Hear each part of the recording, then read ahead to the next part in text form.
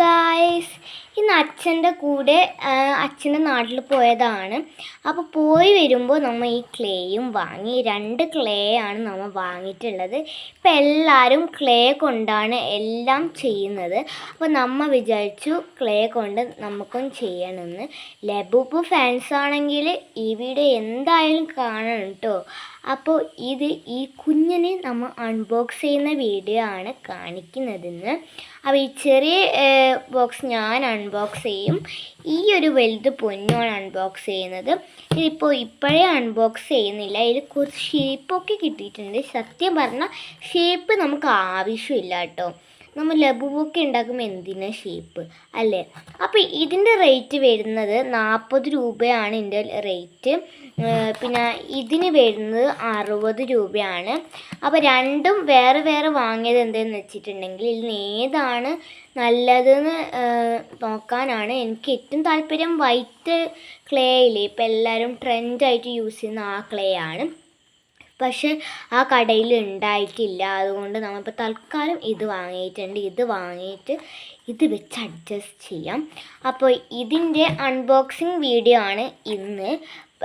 നമുക്ക് നാളെ ഇതിനെ കൊണ്ട് ലബൂബു ഓർ എന്തെങ്കിലും ഉണ്ടാക്കാം കേട്ടോ.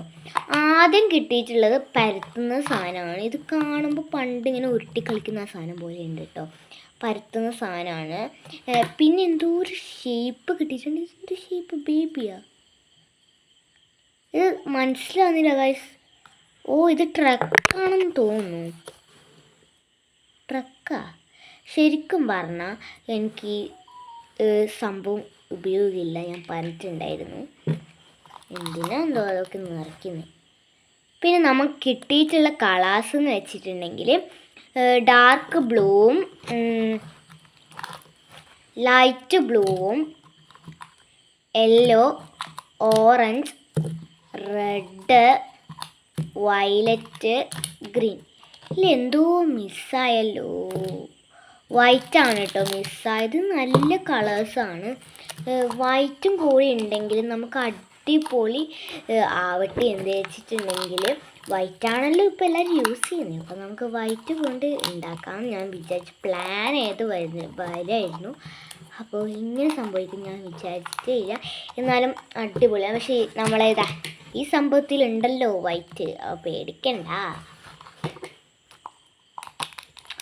അപ്പോൾ എല്ലാവരും വിചാരിച്ചിട്ടുണ്ടാവും നമുക്കിപ്പോൾ കമൻറ്റ് ബോക്സ് ഒന്നും നോക്കുന്നില്ല എന്ന്.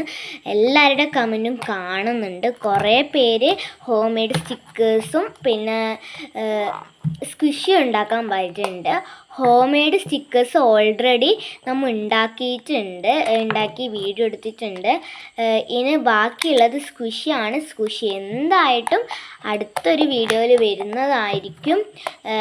അപ്പോൾ സ്ക്വിഷി നമുക്ക് ഉണ്ടാക്കാം. നമ്മുടെ യൂട്യൂബ് ചാനലിൽ തന്നെ ഉണ്ട് ഹോം മെയ്ഡ് സ്റ്റിക്കർ ഉണ്ടാക്കുന്ന വീഡിയോസ്. ഇനി വേണമെങ്കിൽ കമൻറ്റ് ബോക്സിൽ ഒരു റെഡ് ഹാർട്ടും യെല്ലോ ഹാർട്ടും ഇട്ടാൽ മതി. അപ്പോൾ ഇന്നത്തെ വീഡിയോ ഇത്രയേ ഉള്ളൂ. അതുവരെ ബൈ ബൈ.